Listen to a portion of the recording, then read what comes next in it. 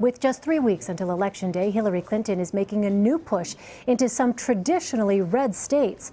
Her campaign said Monday it's launching a new offensive in Arizona, where the Real Clear Politics average of recent polls has Trump ahead by just 1 point. The state hasn't voted for the Democratic nominee since 1996, but Clinton is sending one of her top surrogates, First Lady Michelle Obama, to campaign there Thursday.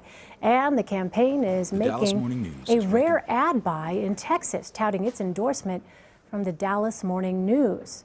Trump's 6 points ahead there in the Real Clear Politics average, and a Democratic nominee hasn't carried Texas since Jimmy Carter in 1976. So, are these red states turning into battleground states? Gabrielle De Benedetti is national political reporter for Politico. Gabe, this is an interesting development here. How confident is the campaign about pushing into these states? Well, first, it's definitely more confident in Arizona than it is in Texas. In Texas, it's more of a play to try and get people to pay attention. Texas is a really expensive state to compete in, and she's really been trailing him there. Arizona, however, they actually do think is pretty competitive. Polls have been, showing it pretty close, even though in 16 of the last elections, 15 times it's gone to the Republican.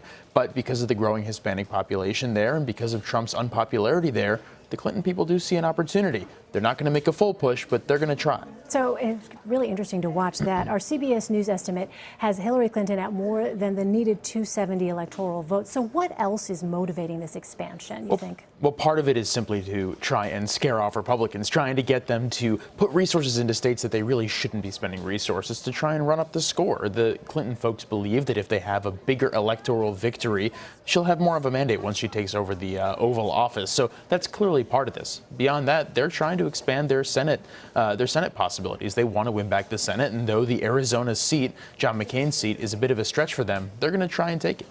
The Clinton campaign is still dealing with the WikiLeaks release of its emails. We saw this weekend some transcripts from her Wall Street speeches. That was something that Bernie Sanders really hit her hard on during the campaign, the primary campaign. We saw that in the debates.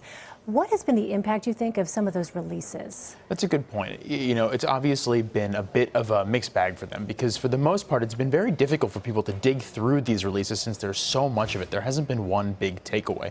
Clearly, Republicans are eager to try and divide the Bernie Sanders wing of the party and the Hillary Clinton wing of the party. And the Clinton folks have been trying hard not to let that happen. But evidence that it hasn't happened, Bernie Sanders is going to Arizona for Hillary Clinton tomorrow.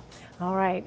Lastly, Gabe, the final presidential debate is this Wednesday. What are you going to be looking for there? Oh, I don't think anyone knows what to be looking for. I think at this point, the Clinton folks are really expecting Donald Trump to throw everything he possibly can at her. Questions about bills passed, questions about election rigging. It's going to be a very crazy kind of event, everybody believes, but no one knows exactly what to expect. We'll all be watching closely. Gabe De Benedetti, thank you so much. Appreciate it. Thank you.